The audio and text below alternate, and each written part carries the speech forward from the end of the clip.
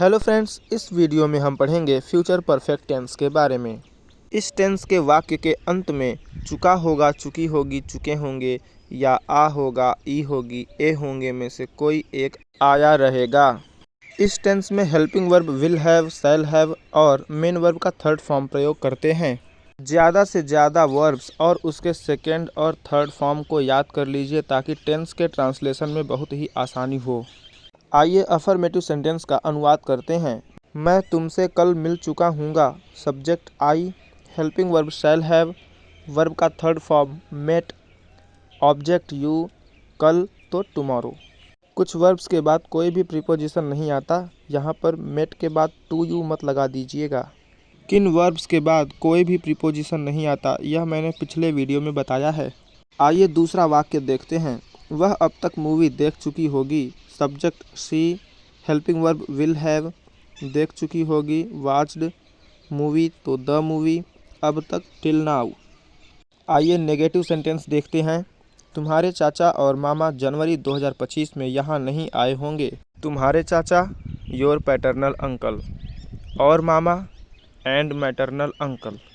Helping verb will not have, main verb का third form come, यहाँ here, जनवरी 2025 में, इन जनवरी 2025।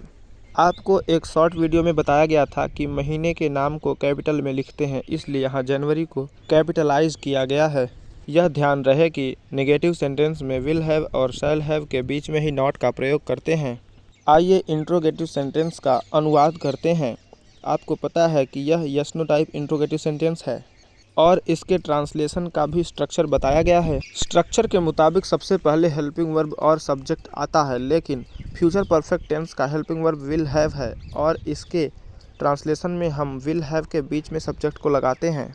Subject you है, इसलिए विल यू हैव, और काम कर लिया होगा तो completed the task by tomorrow, कल तक।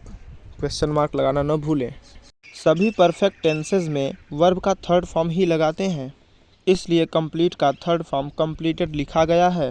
जब प्रश्नवाचक शब्द वाक्य के बीच में आ जाएं, तो उसे WH टाइप इंट्रोगेटिव सेंटेंस कहते हैं।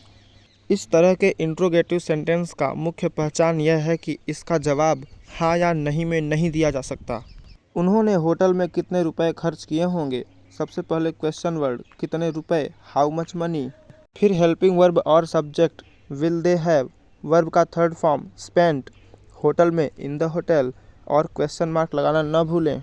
आपको यह बता दें कि विल हैव और शैल हैव का पास्ट फॉर्म क्रमशः वुड हैव और शुड हैव होता है। आइए समझते हैं कि एक ही वाक्य के दो अर्थ कैसे आ सकते हैं। मान लीजिए एक व्यक्ति ने दूसरे से कहा कि मेरा दोस्त घर पहुंच चुका होगा। वह फ्यूचर के बारे में बात कर रहा है कि हम लोग अगर मार्केट जा रहे होंगे तो उस समय मेरा दोस्त मेरे घर पहुंच चुका होगा और मार्केट से लौटकर हम उससे मिल लेंगे।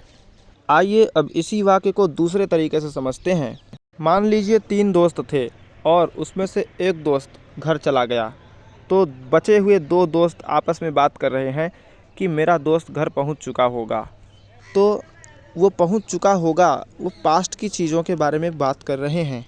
तो इस तरह इसी एक वाक्य के 2 अनुवाद हो सकते हैं। जब हम फ्यूचर की बात करेंगे तो विल हैव और जब हम पास्ट की बात करेंगे तो वुड हैव का प्रयोग करेंगे। इंग्लिश को रोचक तरीके से सीखने के लिए हमारे साथ जुड़े रहें। जय हिंद।